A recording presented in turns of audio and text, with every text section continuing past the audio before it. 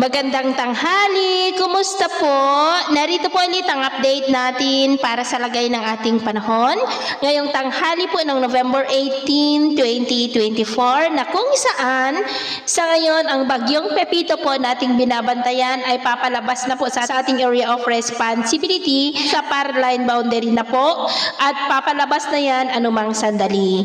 Ngayon po ay may daloy na ng northeasterly surface wind flow dyan po sa may extreme northern Luzon hanggang dito po sa northern part ng northern Luzon, habang easterlies naman ang hangin na umiihip na dyan sa silangan ng ating bansa. At sa atin naman pong wind map forecast, maliban sa unti-unti na pagdaloy ng amihan ay wala naman pong namamataan rito na malakas na sirkulasyon na posibleng maging bagyo na banta dito sa ating bansa for the next 2 weeks. At base sa ating long range forecast ay wala pong namamataan rito na bagyo na kasunod ng bagyong Pepito. Posibleng hanggang sa matapos ang buwan na ito ay storm free po tayo. Pero kung may bagyo man na mabuo sa susunod na mga araw o linggo, dito sa loob ng ating area of responsibility ay tatawagin po iyan sa local name na bagyong Kerubin.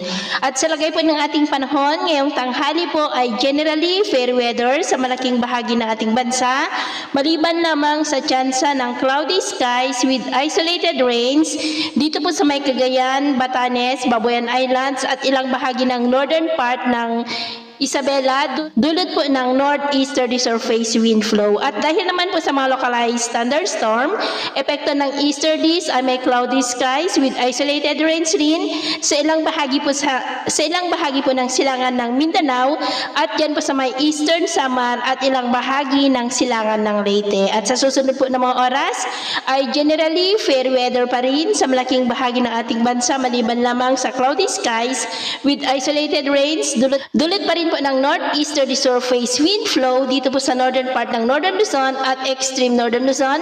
At dahil pa rin sa mga localized thunderstorm ay may mga isolated rains dyan sa malaking bahagi ng Mindanao at ilang bahagi ng eastern Visayas, kaya mag-ingat pa rin po tayo.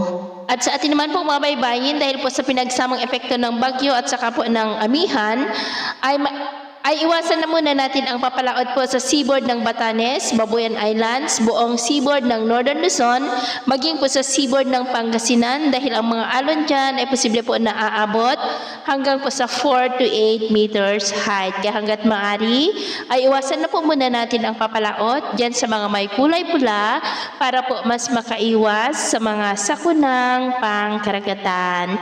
So, yun po ng latest update natin sa araw na ito. Takapumuli si Jem na nagsasabing sa kahit na pagsubok po na darating sa ating buhay, huwag po tayong mawawalan ng pag-asa. Thank you and God bless.